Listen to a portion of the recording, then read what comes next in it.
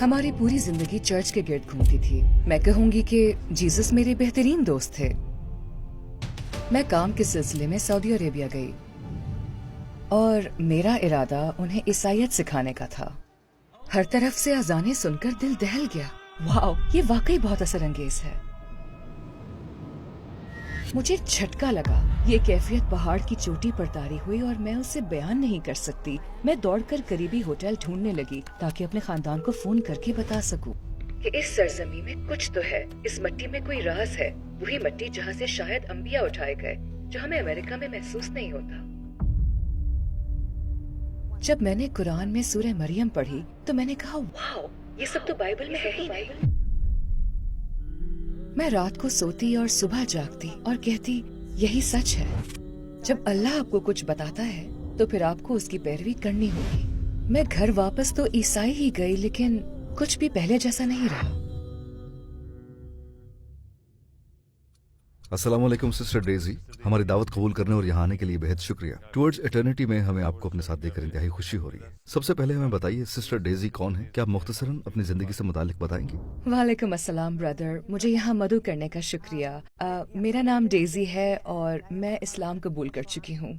मैं कैलिफोर्निया, जनूबी कैलिफोर्निया में पली बढ़ी। मैंने अपना ज्यादा वक्त समंदर में सर्फिंग और घुड़सवारी में गुजारा। मेरा खानदान कैथोलिक था। हम एक मजहबी आयरिश कैथोलिक खानदान में परवान चढ़े। मेरी बहन दरअसल थर्ड ऑर्डर कार्मेलाइट नन थी। मेरे चंद चचा पादरी हैं। मैंने तकरीबन 20 साल पहले इस्लाम कबूल किया और अल्हम्दुलिल्लाह तब से अब तक बेहतर मुसलमान बन रही हूँ इंशाल्लाह।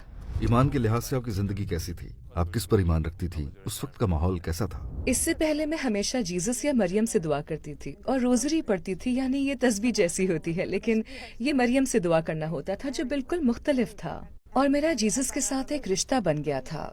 मेरे खानदान ने चंद चर्च भी तामीर किए। हमारी पूरी जिंदगी चर्च के गिर्द घूमती थी। कैटेकिज्म, सीसीडी, कॉन्फर्मेशन क्लासेस जाना, नौजवानों को तालीम देना और इसी तरह की सरगर्मियां। उस वक्त मेरी सबसे अच्छी सहेलियां नन्स थीं।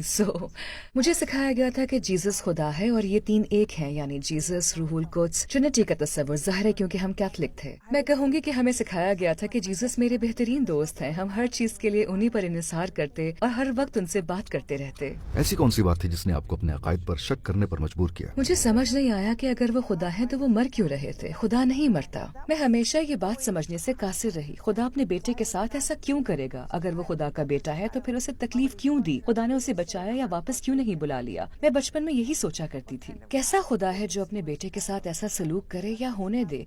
यानी सलेब पर चढ़ाए जाने और ट्रिनिटी के बारे में बहुत सी बातें थी जो मेरी समझ से बाहर थी।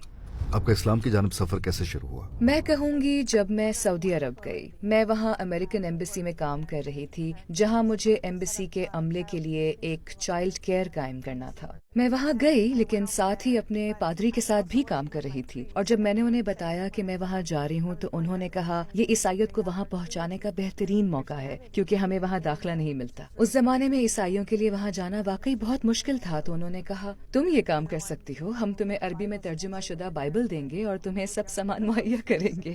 तुम वो शख्स बन सकती हो जो उन्हें जीसस की मोहब्बत के बारे में सिखाएगी, क्योंकि वो इससे वाकिफ नहीं है। ये एक गैर मुहस्सिब मुआशरा है और उनको कुछ पता नहीं, लिहाजा उन्हें यसू की मोहब्बत और मरियम को जानना होगा। इसी नीयत से मेरा सफर शुरू हुआ। मैं इसी मकसद से वहाँ गई और जब मुझे सऊदी लोगों से बात करने का मौका मिला तो मैंने महसूस किया कि अगरचे मुझे कुरान का कुछ इल्म नहीं था, लेकिन उन्हें बाइबल का इल्म था। वहाँ बहुत लोग बाइबल जानते थे, वो सिखाई गई तालीमात से बखूबी वाकिफ थे। उन्हें जीसस के बारे में मुझसे ज्यादा मालूम था। जब मैं उनको जीसस के मौजज़ात बयान करती तो वो अलग मौजज़ात बयान करते। उन्होंने बचपन में बोलने के मौजज़े का जिक्र किया और फिर दूसरे मौजज़ात भी सुनाए। फिर उन्होंने मैरी का जिक्र किया। वो मुझे सूरह मरियम के बारे में बहुत खूबसूरत बातें बताते और खजूर के दरख्त दौरान जिज की वो उससे खजूरें हासिल कर रही थी। और मैं सोचती, अरे ये सब तो बाइबल में है ही नहीं, और ये वही है जिन्हें हम खुदा मानते हैं, जिन पर हम ईमान रखते हैं। यही हमारे मसीहा है, यही यसु मसीह है। तो ये सब कुछ मेरे लिए एक झटके की तरह था जिसने मुझे जगाया। मेरे लिए अपनी बात कायम रखना मुश्किल हो गया, इतना मुश्किल कि मैं सोच भी नहीं सकती। और कभी कभार तो मैं भी दंग रह जाती। मुझे कहना पड़ता, रुको, میں چرچ فون کر کے پوچھتی ہوں اور میں گھر فون کر کے پوچھتی یہ کیا ہے، یہ کیا معجزہ ہے؟ وہ کہتے ایسا کوئی معجزہ نہیں ہے، جیسس نے بچپن میں بات نہیں کی۔ میں کہتی نہیں، انہوں نے کہا ہے، یہ ان کی کتاب میں لکھا ہے۔ اور وہ حیران ہوتے، کیا؟ یعنی انہیں بھی علم نہیں تھا۔ یہ تب کی بات ہے جب نہ لوگ مجھے جانتے تھے، نہ ہی انٹرنیٹ موجود تھا۔ یہ 80 کی دہائی کی بات ہے، تب ہمارے پاس سیل فونز وغیرہ نہیں ہوتے تھے، یعنی اس وقت جاننے کا کوئی مناسب طریقہ نہیں تھا۔